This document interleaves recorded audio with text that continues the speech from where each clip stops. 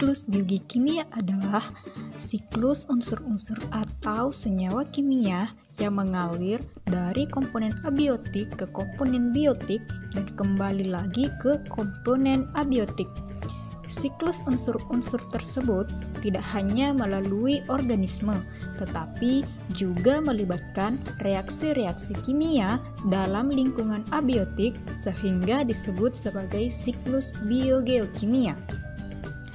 Nah, kali ini kita akan membahas tentang siklus air, siklus karbon, siklus sedimen, dan siklus unsur non-esensial.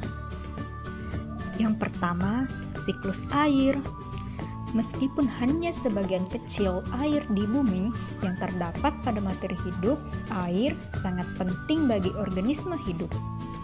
Selain kontribusi air secara langsung bagi kelestarian hidup lingkungan, pergerakannya di dalam ekosistem juga mentransfer zat-zat lain dalam beberapa siklus biogeokimia. Siklus air digerakkan oleh energi matahari dan sebagian besar terjadi di antara lautan dan atmosfer melalui penguapan atau evaporasi dan curah hujan atau presipitasi. Jumlah air yang menguap dari lautan melebihi presipitasi di atas lautan, dan kelebihan uap air dipindahkan oleh angin ke daratan. Di atas permukaan daratan, presipitasi melebihi evaporasi dan transpirasi, yaitu hilangnya air melalui evaporasi pada tumbuhan. Aliran permukaan dan air tanah dari daratan akan menyeimbangkan aliran bersih uap air dari lautan ke daratan. Siklus air berbeda dari siklus lainnya karena sebagian besar aliran air melalui ekosistem terjadi melalui proses fisik, bukan proses kimia. Selama evaporasi, transpirasi, dan presipitasi, air mempertahankan bentuknya sebagai H2O. Suatu pengecualian yang penting secara ekologis, meskipun tidak secara kuantitatif, adalah perubahan air secara kimia selama proses fotosintesis. Nah, kita lihat dalam gambar berikut. Dalam skala global, evaporasi melebihi presipitasi di atas lautan. Hasilnya adalah suatu pergerakan bersih uap air yang dibawa oleh angin di lautan ke daratan. Kelebihan presipitasi dari evaporasi di daratan mengakibatkan pembentukan sistem permukaan dan air tanah yang mengalir kembali ke laut, menyelesaikan bagian utama siklus tersebut. Di atas lautan, evaporasi membentuk sebagian besar uap air, akan tetapi di daratan 90% atau lebih evaporasi disebabkan oleh transpirasi tumbuhan yang bersama-sama dengan jenis evaporasi lainnya disebut sebagai evapotranspirasi. Angka dalam diagram ini menunjukkan aliran air dalam 1 juta triliun gram per tahun. Nah, yang kedua adalah siklus sedimen. Siklus sedimentasi merupakan bagian dari siklus batuan yang terjadi berulang-ulang, tidak bisa dipandang dari satu tahapan awal maupun tahapan akhir.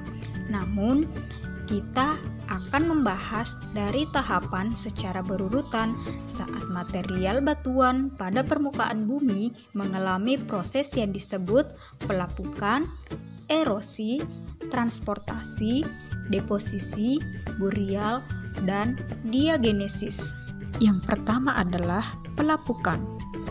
Batuan sedimen adalah batuan yang berasal dari batuan sebelumnya atau asalnya. Karena itu, proses dapat dimulai dari pelapukan batuan. Pelapukan adalah proses di mana terjadi penghancuran pada batuan di permukaan bumi dan membentukkan partikel sedimen. Nah, ada dua tipe pelapukan, yaitu pelapukan secara fisika dan pelapukan secara kimia.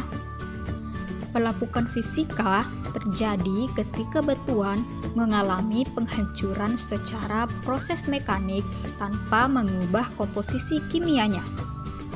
Sedangkan pelapukan kimia terkait dengan mineral dari batuan berubah ataupun melarut. Selanjutnya adalah terjadinya proses erosi. Erosi adalah perpindahan partikel-partikel yang dihasilkan dari pelapukan. Umumnya adalah dari air hujan. Dari proses pelapukan dan erosi tersebut, maka akan dihasilkan partikel yang memiliki komposisi sedimen klastik dan ion terlarutkan. Terdapat dua macam sedimen hasil dari pelapukan. Sedimen kimia terbentuk di dekat tempat terendapkannya, yang biasanya dari air laut, contohnya evaporit. Sedimen biologi yang juga terbentuk di dekat tempat terendapkannya, namun merupakan hasil dari pengendapan mineral dari organisme di saat tumbuh. Sedimen bioklastik terdiri dari endapan sedimen biologi yang merupakan sedimen air dangkal terbentuk dari akumulasi cangkang yang tertransport lalu terendapkan. Pelapukan batuan secara fisika dan kimia akan membentuk partikel plastik yang akan tertransport dan terendapkan menjadi sedimen plastik. Sedimen plastik yang memiliki mineral silikat yang besar disebut sedimen silisiklastik. Mineral yang terdapat pada silisiklastik biasanya adalah mineral yang tahan terhadap pelapukan seperti kuarsa. Beragam intensitas dari pelapukan dapat membentuk set mineral yang berbeda pada sedimen yang berasal dari batuan induk yang sama. Ketiga adalah transportasi.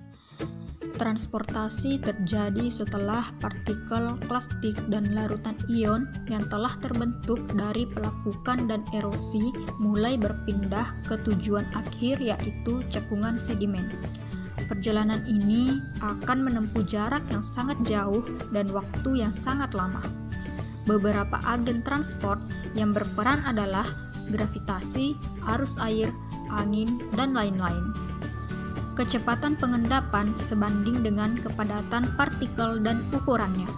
Kecenderungan variasi kecepatan arus untuk memisahkan sedimen berdasarkan ukuran disebut pemilahan.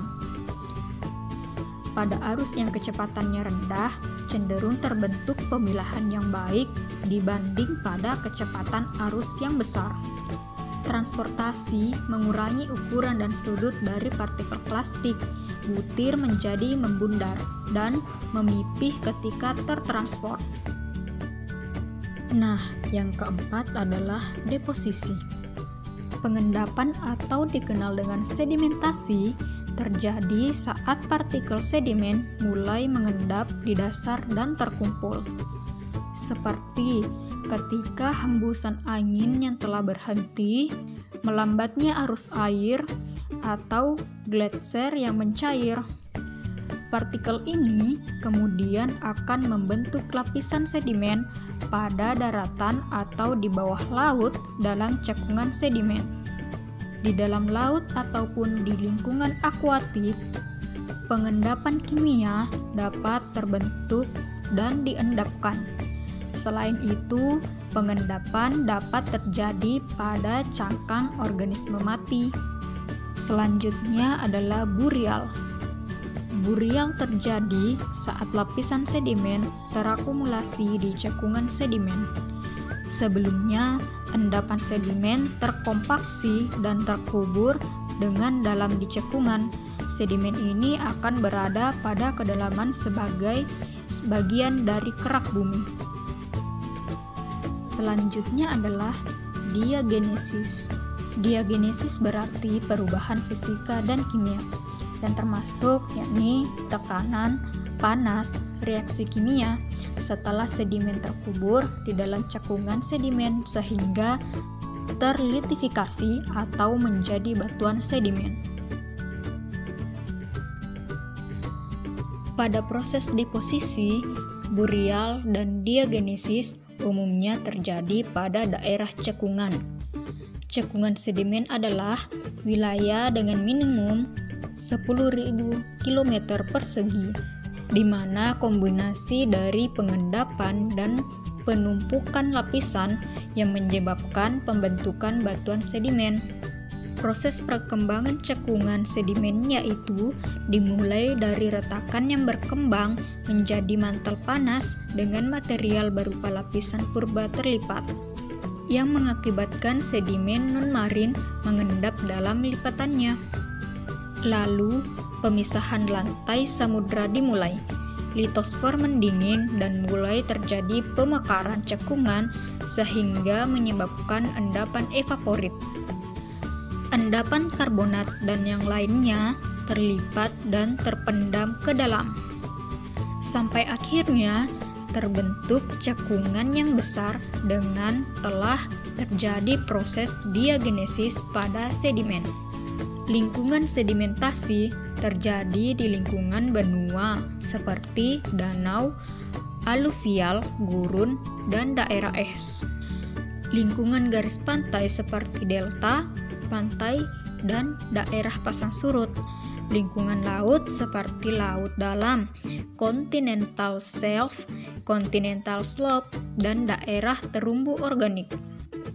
Setelah proses diagenesis, maka ada kemungkinan proses tektonik yang menyebabkan terangkatnya lapisan sedimen yang berada di dalam permukaan bumi menuju permukaan. Lalu kembali lagi pada proses pelapukan, erosi, dan seterusnya. Nah, kemungkinan lain yang dapat terjadi ialah setelah diagenesis di dalam permukaan bumi, akibat dari temperatur dan tekanan tinggi menyebabkan batuan sedimen tersebut bermetamorfosa menjadi batuan metamorf.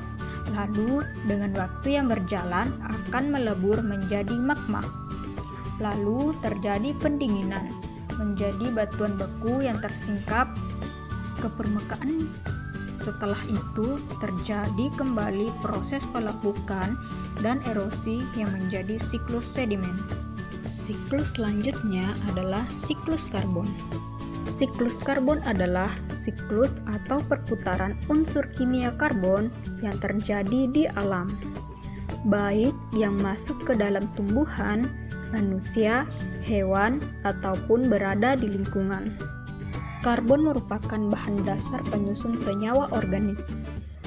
Di dalam organisme hidup terdapat 18% karbon. Kemampuan saling mengikat pada atom-atom karbon merupakan dasar bagi keragaman molekul dan ukuran molekul yang sangat diperlukan dalam kehidupan. Selain terdapat dalam bahan organik, karbon juga ditemukan dalam senyawa anorganik, yaitu gas karbon dioksida dan batuan karbonat atau batu kapur dan koral dalam bentuk kalsium karbonat. Organisme autotrof atau tumbuhan menangkap karbon dioksida dan mengubahnya menjadi karbohidrat, protein, lipid, dan senyawa organik lainnya. Bahan organik yang dihasilkan tumbuhan ini merupakan sumber karbon bagi hewan dan konsumen lainnya. Pada setiap tingkatan trofik rantai makanan, karbon kembali ke atmosfer atau air sebagai hasil pernapasan atau respirasi.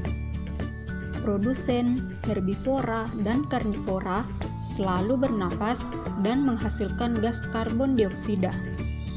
Setiap tahun, tumbuhan mengeluarkan sekitar 1/7 dari keseluruhan karbon dioksida yang terdapat di atmosfer.